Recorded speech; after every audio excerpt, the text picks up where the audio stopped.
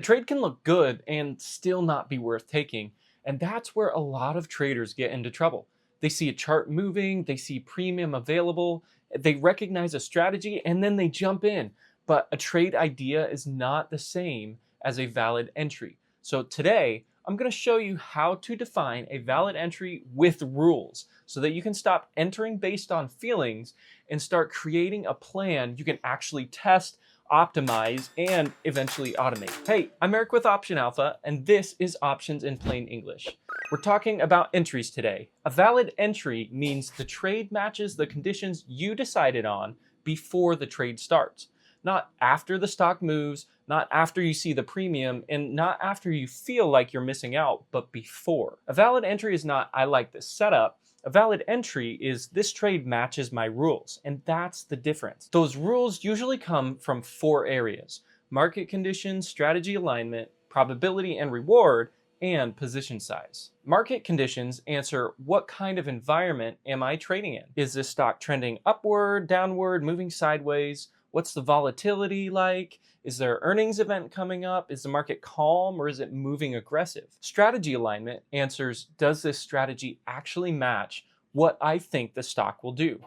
If I'm bullish, am I using a bullish strategy? Or if I'm bearish, am I using a bearish strategy? And if I think the price will stay within a range, am I using a range-based strategy like an iron butterfly or an iron condor? Probability and reward answer, does this trade-off make sense? Am I choosing a higher probability trade with a smaller reward, or a lower probability trade with a bigger reward? And then position size answers, if I'm wrong, is this loss still manageable? Because risk is not something you figure out later. Risk is defined the moment you enter that trade. Think of it like going on a road trip. You don't just jump in the car because the destination sounds fun. Well, most people don't.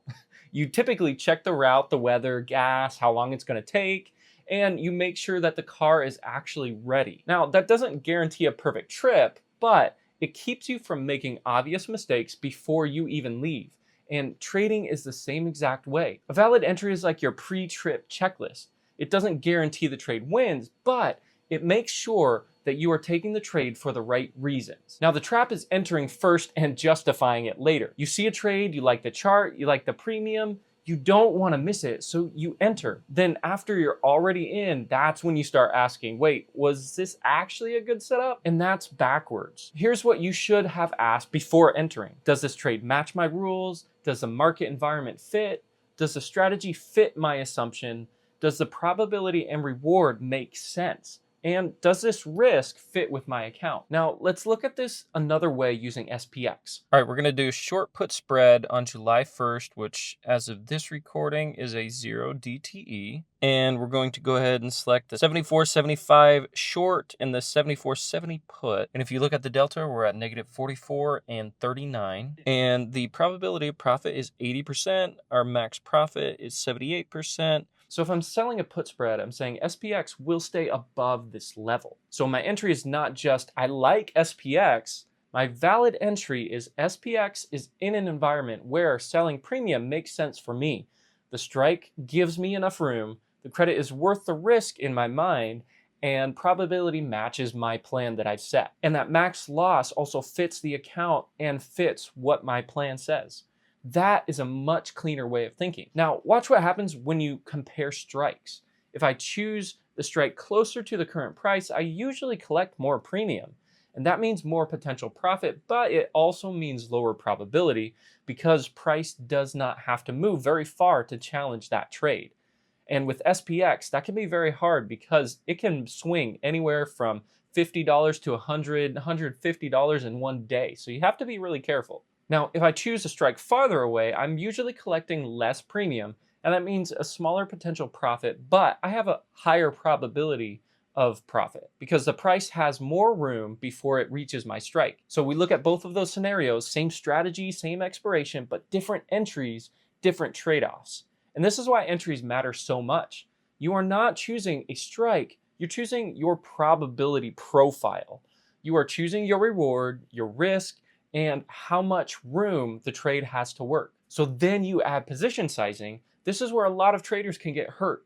One contract might be fine, but then you go and add 5 or 10, and suddenly a small idea becomes a big risk. The trade didn't change, only the size changed, but the outcome can feel completely different.